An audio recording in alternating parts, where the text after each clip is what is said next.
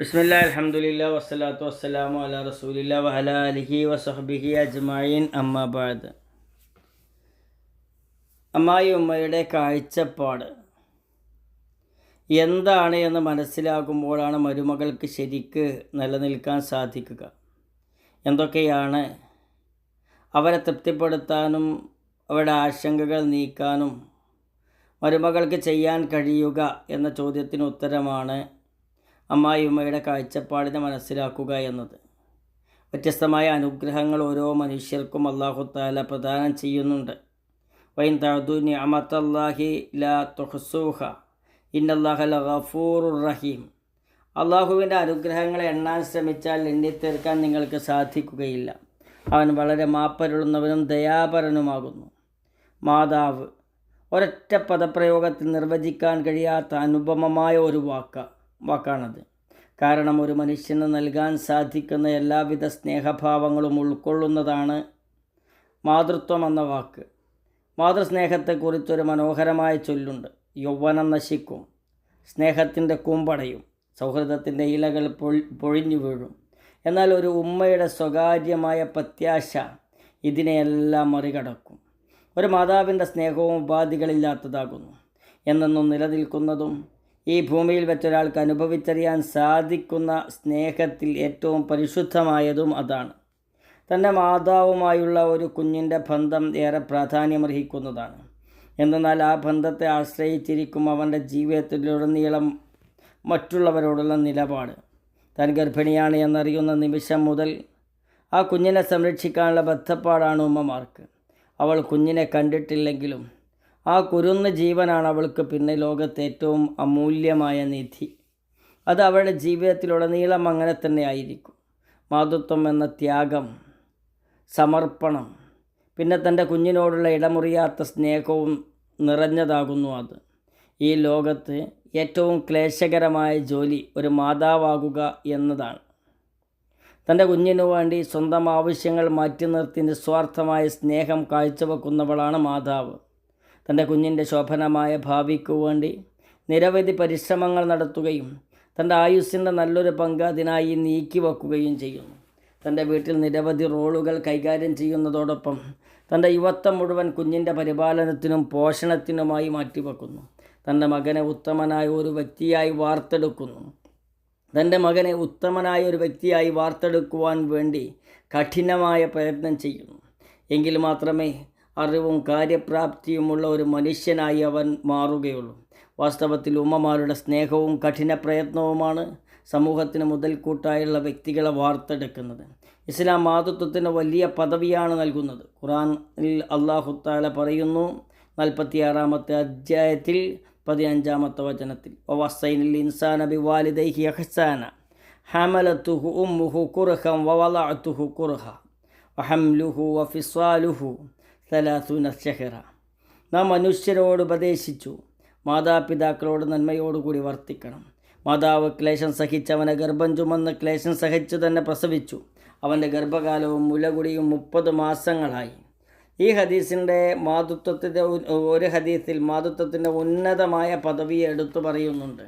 അബൂ ഹുറൈറ റളിയല്ലാഹു അൻഹു നിവേദനം, ഒരാൾ നബി സല്ലല്ലാഹു അലൈഹി വസല്ലമയോട് ചോദിച്ചു, ജാഅ റജുലുൻ ഇലാ റസൂലുള്ളാഹി സല്ലല്ലാഹു അലൈഹി വസല്ലം വഖാല മൻ അഹഖുൻ നാസ് ബിഹുസ്നി സ്വഹാബതി ഖാല ഉമ്മുക ഖാല സുമ്മ മൻ ഖാല സുമ്മ ഉമ്മുക ഖാല സുമ്മ മൻ ഖാല സുമ്മ ഉമ്മുക ഖാല സുമ്മ മൻ ഖാല സുമ്മ അബൂക. പ്രവാചകരെ, എന്നിൽ നിന്ന് നല്ല പെരുമാറ്റം ലഭിക്കുവാൻ ഏറ്റവും അവകാശപ്പെട്ടതാരാണ്? നിൻ്റെ മാതാവ് എന്ന് നബി സല്ലല്ലാഹു അലൈഹി വസല്ലം അരുളി. പിന്നെ ആരാണ് നിൻ്റെ മാതാവ്? പിന്നെ ആരാണ് നിൻ്റെ മാതാവ്? പിന്നെ ആരാണ് നിൻ്റെ പിതാവ് എന്ന് നബി സല്ലല്ലാഹു അലൈഹി വസല്ലം പ്രത്യുത്തരം നൽകി. അങ്ങനെ കുഞ്ഞ് വളരും തോറും അവനൊരു സമ്പൂർണമായ ആശ്രയത്തിൽ നിന്നും സ്വാതന്ത്ര്യത്തിൻ്റെയും നിരാശ്രയത്വത്തിൻ്റെയും പടവുകൾ കയറുന്നു.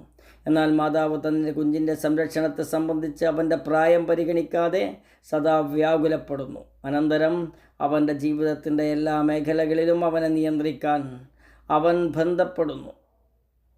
അവരുടെ സ്നേഹത്താൽ തൻ്റെ കുഞ്ഞിൻ്റെ ജീവിതത്തെ അവർ മനസ്സറിയാതെ വീർപ്പുമുട്ടുന്നു. എന്നാൽ അവളുടെ സമാധാനത്തിൻ്റെയും മകൻ്റെ മേലുള്ള ആധിപത്യത്തിൻ്റെയും തുലാസിന് ഇളക്കം സംഭവിക്കുന്നു. എൻ്റെ വിവാഹത്തോടെ ഇത് അവരുടെ ജീവിതത്തിൽ പുതിയൊരധ്യായം കുറിക്കുന്നുണ്ട്. ഉമ്മയിൽ നിന്ന് അമ്മായി ഉമ്മയിലേക്ക് പെട്ടെന്നുള്ള മാറ്റം അത്യധികം മാനസിക പിരിമുറുക്കം നിറഞ്ഞതാണ്. ഒരു വശത്ത് തൻ്റെ മകനെ സ്വന്തം വരുതിയിൽ നിന്ന് വിട്ടയക്കുവാനുള്ള വൈമനസ്യം, മറുവശത്ത് പുതുവണ്ണ് തൻ്റെ ഭർത്താവിൻ്റെ വ്യക്തിത്വത്തെക്കുറിച്ചുള്ള സ്വതന്ത്രമായ പ്രതീക്ഷയും വെച്ചു പുലർത്തുന്നു. ഏതെങ്കിലും ഒരു വശത്തു നിന്നും ഒരു അതിര് കവിയലിനുള്ള സാധ്യത തള്ളിക്കളയാൻ സാധിക്കില്ല. ഒന്ന് മറ്റൊന്നിനെ മറികടക്കുകയും സന്തുലനത്തിൻ്റെ തുലാസ് അതോടുകൂടി തെറ്റിപ്പോവുകയും ചെയ്യുവാനുള്ള സാധ്യത വളരെ കൂടുതലാണ്. അമ്മായിയുമ്മയും മരുമകളും തമ്മിലുള്ള സംഘർഷത്തിൻ്റെ പ്രധാന കാരണം അമ്മായിയുമ്മക്ക് മകൻ്റെ മേലുള്ള കൈവശാവകാശമാണ്. വാസ്തവത്തിൽ ഇതുമൂലം നിരവധി ഉമ്മമാർ ദുരഭിമാനത്തിൻ്റെയും നഷ്ടത്തിൻ്റെയും വേദനാജനകമായ പിരിമുറുക്കം അനുഭവിക്കുന്നു. അനന്തരം അവർക്ക് ഏറെ വൈകാരികമായ അരക്ഷിതത്വം അനുഭവപ്പെടുന്നു. തനിക്ക് മകൻ്റെ സ്നേഹം നഷ്ടപ്പെടുമോ എന്ന ഭയവും ഉടലെടുക്കുന്നു. ഈ ഒരവസ്ഥയിൽ വിമർശനങ്ങളോട് അവർ വളരെ പെട്ടെന്ന് തന്നെ പ്രതികരിക്കും. ക്രമേണ മരുമകളോടുള്ള അമ്മായി ഉമ്മയുടെ സമീപനം വളരെയധികം സംഘർഷഭരിതമാകുന്നു. മിക്കവാറും കുടുംബങ്ങളിലും മാതാവിന് സമാധാനവും സുരക്ഷയും ഉറപ്പുവരുത്തുന്ന സമീപനം കാഴ്ചവെക്കുന്ന കാര്യത്തിൽ മകനും പരാജയപ്പെടുന്നു. തന്മൂലം രണ്ട് സ്ത്രീകളുടെയും ഇടയിൽ സംഘർഷാവസ്ഥ തുടങ്ങുന്നു.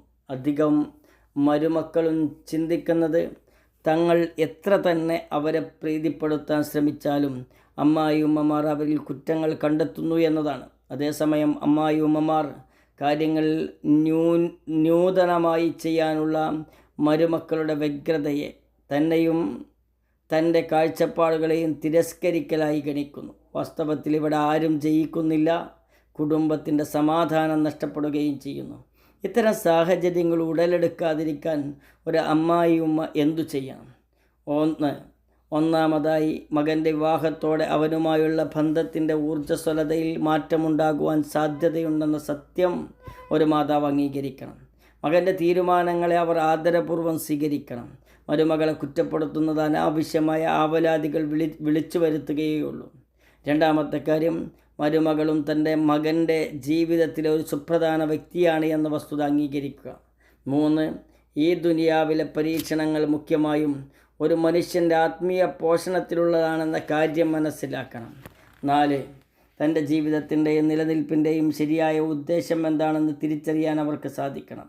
അതായത് പൂർണ്ണമായും അള്ളാഹുവിൻ്റെ കീഴൊതുങ്ങലും സത്കർമ്മങ്ങൾ ചെയ്യുവാനുള്ള അവസരങ്ങൾ വിനിയോഗിക്കലുമാണത്. ഇത് ഇരുലോകത്തെയും വിജയത്തിന് കാരണമായി തീരുന്നു. ദുരഭിമാനവും ആവശ്യമില്ലാത്ത കുറ്റപ്പെടുത്തലുകളും സ്വന്തം ജീവിതത്തിലെ സമാധാനം നശിപ്പിക്കുകയുള്ളൂ. അല്ലദീ ഖലഖൽ മൗത വൽ ഹയാത ലിയബ്ലുവക്കും അയ്യുക്കും അഹ്സനു അമല വഹുവൽ അസീസുൽ ഗഫൂർ. നിങ്ങളിൽ ആരാണ് കൂടുതൽ നന്നായി പ്രവർത്തിക്കുന്നവൻ എന്ന് പരീക്ഷിക്കുവാൻ വേണ്ടി മരണവും ജീവിതവും സൃഷ്ടിച്ചവനാകുന്നു അവൻ പ്രതാപിയും ഏറെ പൊറുക്കുന്നവനുമാകുന്നു. 67-ാമത്തെ അധ്യായം സൂറത്തുൽ മുൽക്കിലെ 2-ാമത്തെ ആയത്ത്. 5-ാമത്തെ കാര്യം, അള്ളാഹുവിന് വേണ്ടി പരസ്പരം സ്നേഹിക്കുക എന്ന അനുപമമായ വസ്തുതയെ നിരന്തരം സ്മരിക്കുക. ഏറ്റവും കെട്ടുറപ്പുള്ളതും ഊഷ്മളവുമായ ഒരു ബന്ധം അതിലൂടെ ഉടലെടുക്കുകയും ചെയ്യുന്നു. ഇത്തരം ബന്ധത്തിലൂടെ നാം നടത്തുന്ന എല്ലാ ഇടപെടലുകളും ബന്ധങ്ങളിലും സഹവർത്തിത്വങ്ങളിലും സൗഹൃദങ്ങളിലും ഈമാനിൻ്റെ മാധുര്യം പ്രതിഫലിപ്പിക്കുന്നു. തനിക്ക് വേണ്ടിയല്ലാതെ അള്ളാഹുവിന് വേണ്ടി മരുമകളെ സ്നേഹിക്കുകയാണെങ്കിൽ അവർക്കിടയിൽ എന്നെന്നും നിലനിൽക്കുന്ന മനോഹരമായതും ഉറപ്പുള്ളതുമായ ഒരു ബന്ധം സ്ഥാപിക്കപ്പെടും. 6-ാമത്തെ കാര്യം, അവർ ചെയ്യുന്ന ഓരോ കർമ്മവും അള്ളാഹുവിനെ തൃപ്തിപ്പെടുത്തുവാനുള്ള ആത്മാർത്ഥമായ ശ്രമവും ഉദ്ദേശവുമായിരിക്കണം. പ്രപഞ്ചനാഥനെ തൃപ്തിപ്പെടുത്തുവാനുള്ള ഉദ്ദേശം ജീവിതത്തിൽ ഐശ്വര്യവും സംതൃപ്തിയും നിറക്കും. ഉമർ ഇബ്നുൽ ഖത്താബ് റളിയല്ലാഹു അൻഹു പറഞ്ഞു, അള്ളാഹുവിൻ്റെ ദൂതൻ അരുളി ചെയ്തു, ഇന്നമൽ അഅ്മാലു ബിന്നിയ്യാത്ത്. നിശ്ചയമായും കർമ്മങ്ങൾ ഉദ്ദേശത്തിന്മേലാണ്. 7-ാമത്തെ കാര്യം, ദുനിയാവിൻ്റെ നശ്വരതയും അതിൻ്റെ ആസ്വാദനം വഞ്ചന മാത്രമാണെന്നും അവർ തിരിച്ചറിയണം. അതോടൊപ്പം പരലോക ജീവിതമാണ് ശാശ്വതമായിട്ടുള്ളത് എന്നും നമുക്ക് ഉത്തമമായിട്ടുള്ളതെന്നും. അൽമാലു വൽ ബനൂന സീനത്തുൽ ഹയാത്തി ദുനിയ വൽ ബാഖിയാത്തുസ് സ്വാലിഹാത്ത് ഖൈറുൻ ഇൻദ റബ്ബിക സവാബൻ വ ഖൈറു അമല. സ്വത്തും സന്താനങ്ങളും ഐഹിക ജീവിതത്തിൻ്റെ അലങ്കാരം മാത്രമാകുന്നു. എന്നാൽ നിലനിൽക്കുന്ന സൽക്കർമ്മങ്ങളാണ് നിന്റെ രക്ഷിതാവിങ്കിൽ ഉത്തമമായ പ്രതിഫലമുള്ളതും ഉത്തമമായ പ്രതീക്ഷ നൽകുന്നതും. 8-ാമത്തെ കാര്യം, മരണം സുനിശ്ചിതവും യാഥാർത്ഥ്യവുമാണെന്ന ബോധം സദാ നിലനിർത്തണം. ഇത് ദുശ്ചിന്തകളെ വെടിയുവാനും ജീവിതത്തിൻ്റെ പരമോന്നത ലക്ഷ്യം തിരിച്ചറിയുവാനും നിഷിദ്ധമായ കാര്യങ്ങൾ വെടിഞ്ഞ് സൽക്കർമ്മങ്ങളിൽ മുഴുകുവാനും സഹായിക്കും. കുല്ലിന്നൽ മൗത്തല്ലദീ തഫിറൂന മിൻഹു ഫഇന്നഹു മുലാഖീകും സുമ്മ തുറദ്ദൂന ഇലാ ആലിമുൽ ഗൈബി വശഹാദ ഫയുനബ്ബിഉകും ബിമാ കുൻതും തഅമലൂൻ. നബിയെ പറയുക, തീർച്ചയായും ഏതൊരു മരണത്തിൽ നിന്ന് നിങ്ങൾ ഓടി അകലുന്നുവോ അത് തീർച്ചയായും നിങ്ങളുമായി കണ്ടുമുട്ടുന്നതാണ്. പിന്നീട് അദൃശ്യവും ദൃശ്യവും അറിയുന്നവൻ്റെ അടുക്കലേക്ക് നിങ്ങൾ മടക്കപ്പെടുകയും ചെയ്യും.